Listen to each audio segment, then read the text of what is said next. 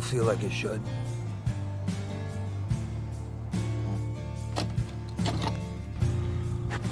Yeah.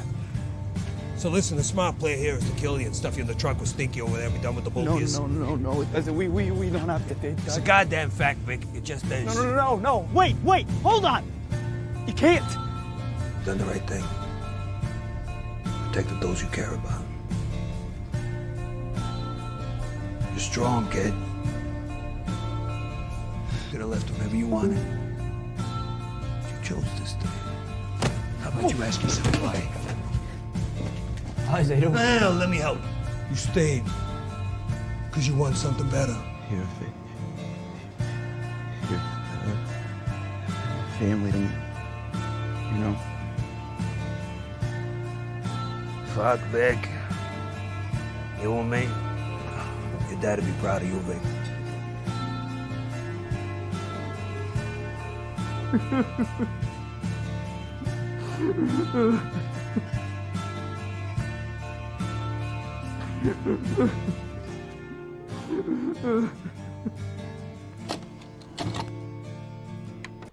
The Penguin is a man. In a catalog of villains consisting of a gigantic crocodile man, a clay-built beast, and a psychopathic clown, this man is an idea. But what makes him this way? Is it some sort of early defining cause, or was it an accident that made him, or simply just born with bad blood? Now, Cobb is shown to be an ambitious man, doing what he can with this life of villainy, or in his eyes doing for himself what others take for granted, like the elites of Gotham City. He views himself as the little man, but never actually values himself that way. Sure, he wants to strive for more in this sad world, but in reality, it's about him. And we see this plenty of times within the show.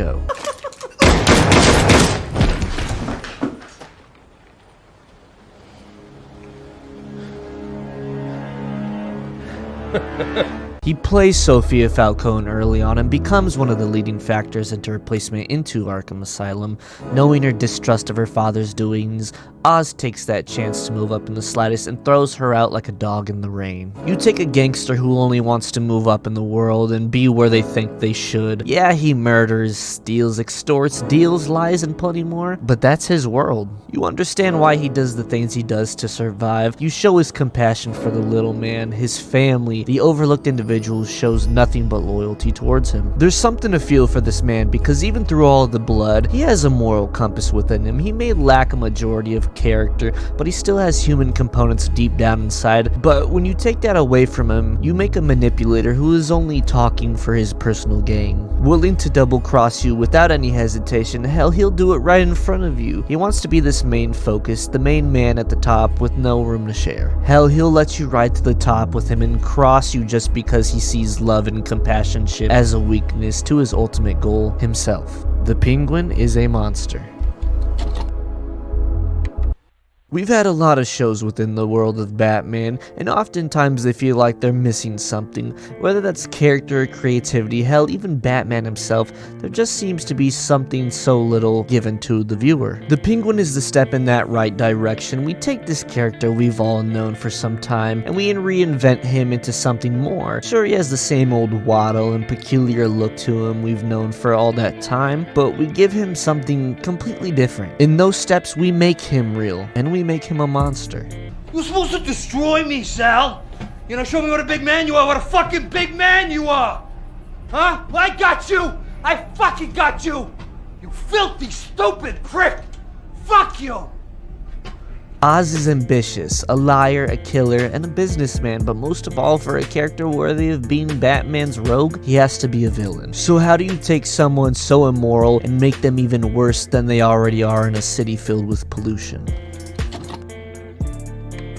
Victor Aguilar is that perfect character to do this for us. He is our moral compass filled with heart, compassion, thought, and a holdback from the norms of the criminal lifestyle. We see him there for Oz during the worst times, betraying his best interests to help someone who promises him a better future. Someone he views as just a man. While Victor is the heart of the story, he's also the heartbreak of it as well. We take a broken character with nothing left in the city but to fend for himself, because if he doesn't do it, who else will really care to?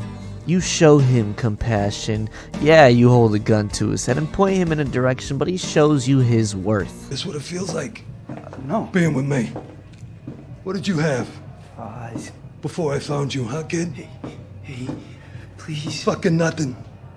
That's what? A loser. I don't. A goddamn nobody.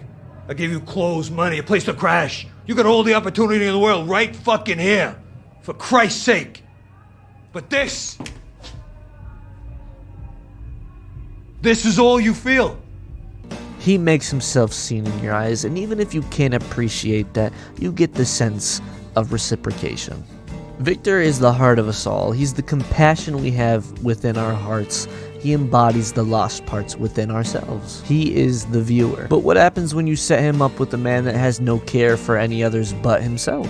This man takes it upon himself to seem like the answer, the guy to show you the way, to give you the look in his direction that not even your own city will give you. He's a manipulator, starting a gang war with the daughter of your boss and the rival family, or killing an inheritor of power simply because he laughed in your face. This is Oz, willing to take the lengths of killing your brothers and showing no remorse, but even further willing to lie to your own knowing mother all these years, even while she's in harm's way, to protect your image because deep down you want her affection, or because you only care about yourself. Going to the lengths of building up an empire and getting rid of people who never truly appreciated the little person, all the while framing someone for a whole ordeal of situations to clear your gaze from the public's eye. Sending her to her torment, her cage, her own personal hell, condemning her to a fate worse than death, torture on a physical and mental cycle. There is so much more to Oz than just wanting to seek approval from his mother, or being a voice of someone much smaller. There's good within him, the way he wants to take care of his people,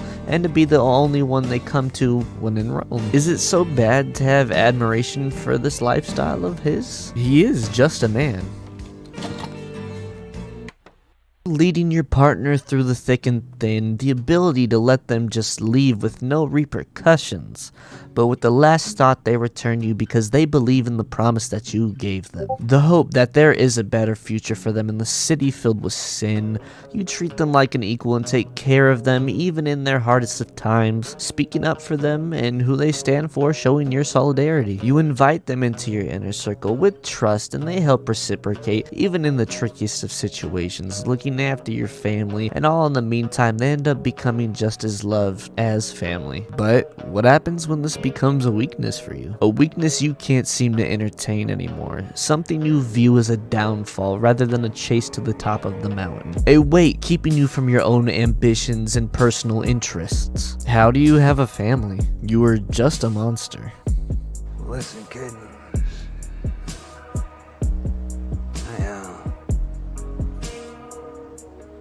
Can't bring you with me this time.